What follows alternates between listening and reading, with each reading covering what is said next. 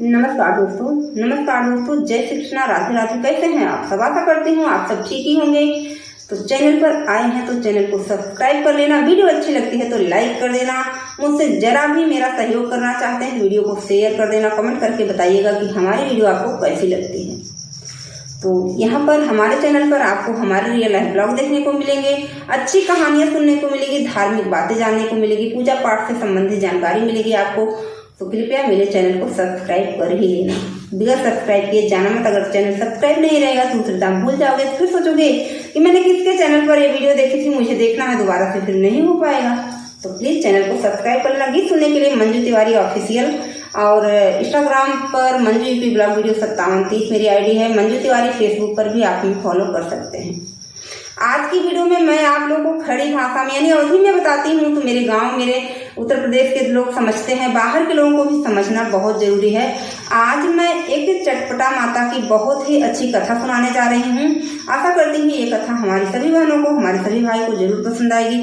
हमारी ये कथा अगर आपको पसंद आती है तो आप लोग एक लाइक शेयर, मेरे चैनल को सब्सक्राइब कर लेना। माता रानी आप सब पर अपनी कृपा दृष्टि बनाए रखें। आइए कथा को शुरू करते हैं, इस उम्मीद के साथ कि आप लोग कथा को बीच में छोड़कर नहीं जाओगे। एक नगर था और एक पति पत्नी रहते थे। तो उनको एक बेटा था, एक बेटा और एक बहू थी। तो काफी दिन गुजर गया और पति पत्नी यानी बूढ़ा बूढ़ी जो थे वो मर गए, अब रह नहीं गए धरती पर, तो वो दोनों रह गए। तो दोनों पति पत्नी आपस में यही सोचते थे कि मैं तो मतलब पिताजी माताजी के लिए हम दोनों थे, अगर हमारा बुढ़ापा आएगा तो हमारा कौन निर्धार करेगा, यानी हमारा क्रियाक्रम कौन करेगा, फिर हमारे ना रहने के बाद हमारे घर परिवार को कौन चलाएगा, हमारा जो भी जमी जायदाद है वो कौन लेगा। यहाँ पर यह सोच दिन रात रहती है हर इंसान को, सही है कि नहीं? तो यही सोच विचार उन लोगों के मन में लगा रहता था। आपस में बतियाते थे, खाते बनाते सो जाते थे, ऐसे सुबह शाम हो जाती थी। तो एक दिन गांव में से आया बुलौआ चटपटा माता का। तो सुबह जब हुई, शाम को बुलौआ दिया जाता है, निमंत्रण दिया जाता है। तो जब सुबह हुई तो खाना वगैरह बना के सारा काम करके बोली कि ये जी मुझे निमंत्रण आया है, चटपटा माता का मैं प्रसाद खाने जा रही हूँ, तो आप खाना वगैरह खा लेना। तो उन्होंने बोला कि ऐसा है कि जब जा ही रही हो तो मेरे लिए भी प्रसाद लेके आना। तो बोली कि वहां से प्रसाद नहीं आता है, लेकिन मैं एक बात ये कहूंगी, कथा में भले दर्शा रही हूँ कि वहां से प्रसाद नहीं आता है, पत्थर को चाट लिया जाता है, लेकिन अब धीरे धीरे सारी चीजों में बहनें बदलाव कर देती हैं, प्रसाद लेके ही जाया जाता है, अपने घर पे सबको दिया जाता है। तो वो बोली प्रसाद नहीं आएगा। तो कहें जो जिस कथा से प्रसाद नहीं आएगा उस कथा में आपको जाना नहीं है। पति ने ऐसा बोला पत्नी से। तो पत्नी को लगा कि अगर मैं इनको मतलब ऐसा बोलती हूँ प्रसाद नहीं आएगा तो मुझे जाने नहीं देंगे और वहां पर एक सुहागन कम हो जाएगी, इसका मुझे पाप लगेगा। पता नहीं कौन से कर्म मैंने किए थे कि चूंकि इस जन्म में मुझे औलाद नहीं मिली है, अगर मैं पूजा में नहीं शामिल होती हूँ तो हो सकता है कि मेरा दूसरा जन्म भी खराब हो जाए। तो उन्होंने अपने पति से बोला कि ठीक है मैं जा रही हूँ, प्रसाद लेकर जरूर आऊंगी। तो बोले कि ठीक है जाओ।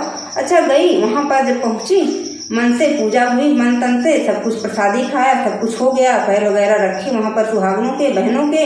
और फिर वहां से जब चलने लगी तो माता जी के पास बैठ करके वहां पर जो भी फूल चढ़ाया था, लौंग चढ़ाई थी, जो भी चीजें थी वही उठा करके और हाथ जोड़ करके उन्होंने अपने आंचल में रख लिया और रख करके अपने घर आ गई। जब घर आई तो पतिदेव इंतजार कर रहे थे, बोले अभी पत्नी आएगी, प्रसाद लेके आएंगी और खिलाएंगी। तो जाते समय उन्होंने पूछा था कि प्रसाद किस चीज का बनता है। उन्होंने बोला दूध और खोए का बनता है, जो घर का दूध हो, खोया हो और शक्कर हो, इसी का प्रसाद बनता है। अदर बाजार से भी मंगाया जाता है जिसके घर में दूध वगैरह नहीं। तो फिर आए तो बोले कि प्रसाद दीजिए। तो उन्होंने मन में अपने संतोष भाव से कि हे माता रानी ये नाराज ना हो जाएं, प्रसाद वही उनके हाथ में रख दिया। तो बोले कि ये कौन सा प्रसाद है? तुमने तो बोला था दूध और खोए का प्रसाद बनता है, शक्कर का, ये तो तुम फूल लौंग और ये सब तमाम चीजें लेके आई हो वहां से, केले का पत्ता, ये सब क्या है? तो उन्होंने प्रसाद को मतलब फेंक दिया। बोला एक औलाद भी नहीं दिया मुझे और प्रसाद भी उनका कैसा पूजा है, प्रसाद भी नहीं मिलता, मुझे प्रसाद खाना था। तो लेकिन माता रानी क्या है ना, उनकी मन के भाव को समझ रही थी, कोई घृणा बस उन्होंने नहीं बोला था, उनके आत्मा में इच्छा थी प्रसाद खाने की। तो फिर पत्नी को मतलब मन में ये हुआ कि हे माता रानी, एक तो मुझे औलाद नहीं है, दूसरे पति भी नाराज हो जाएंगे तो मैं कैसे रहूंगी, ये उन्हें माफ कर देना, मैं ये प्रसाद आपका उठा लेती हूँ। गिन चुन के आंचल में उठा लिया, ले जाके अपने घर में रख दिए घर पर मना चुना के। और फिर दिल में ये उनके भाव हुआ कि हे छठ माता, अगर आप मुझे भी एक औलाद दे देती तो शायद मुझे भी यह पूजा करने का सुख प्राप्त होता और मैं अपने पतिदेव को अपने हिस्से का प्रसाद साथ में खिलाती। ये सोच करके फिर उन लोगों का टाइम ऐसे तैसे बीतने लगा कुछ दिन। तो माता रानी दयालु हैं, उन्होंने सोचा कि देखो इनके मन की भावनाएं ये नहीं है, हमारे लिए कोई गलत नहीं है इनके मन की भावनाएं। इनको जो दुख मिला है संसार में, जो जगत में इनका कष्ट है, अनादर हो रहा है, उसी की वजह से इनको ऐसी भावनाएं आई हैं। चलो मैं इनको एक पुत्र दे ही देती हूँ। फिर कुछ दिन ऐसे तैसे बीतते रहे, रानी को गर्भ रह गया और फिर टाइम धीरे धीरे बीतता गया। राजा भी खुश हुए कि चलो, मतलब वो प्राणी खुश हुआ कि चलो मेरे को एक घर में औलाद हो जाएगा, चाहे बेटा हो चाहे बेटी हो, कोई नहीं। तो कुछ दिन बीत गया, 5-6 महीने, 7 महीने, 8 महीने, फिर उनको बेटा पैदा हुआ। अब जब बेटा पैदा हुआ तो राजा की खुशी का कोई ठिकाना नहीं रह गया। गांव में, देश में निमंत्रण दिए, छठी हुआ, बरही हुआ, सोहर हुआ, नाच गाना सारा कार्यक्रम हुआ। लेकिन अब रानी तो मतलब उनको तो याद था, लेकिन पतिदेव से कहें तो कैसे कहें, क्योंकि उन्होंने तो प्रसाद ही फेंक दिया था। तो ऐसे तैसे साल भर का दिन धीरे धीरे बीतने को आया। तो 6 महीने के बाद देखो बच्चों को जो है अन्नप्राशन कराया जाता है, उसके बाद थोड़ा बहुत खिलाया जाने लगता है। तो एक दिन 9 से 10 महीने का उनका बेटा जब मतलब 10-11 का हो गया तो राजा अपने बेटे को थोड़ा थोड़ा खाना खिला रहे थे। तो रानी ने बोला कि ये जी मैं आपसे एक बात कहना चाहती हूँ। राजा ने बोला कि क्या है बताओ। तो रानी ने कहा कि जब मैं छठ माता की पूजा में गई थी, आपने प्रसाद के लिए बोला था और प्रसाद मैं लेके आई तो आपने फेंक दिया था। फिर मैंने उस प्रसाद को चुन बीन के रख दिया और माता रानी से मनौती मानी तो ये बेटा मुझे हुआ है। और मैंने भी मन में रखा था कि अगर मुझे आप औलाद देंगी तो मैं भी आपका पूजा अपने घर पे करवाऊंगी। तो फिर राजा ने कहा कि इसमें कौन सी बड़ी बात है, पहले ही बता देना चाहिए था। रानी ने कहा मैंने डर बस आपसे नहीं कहा। कहें कोई नहीं, अब कहा है तो अब कर लेना।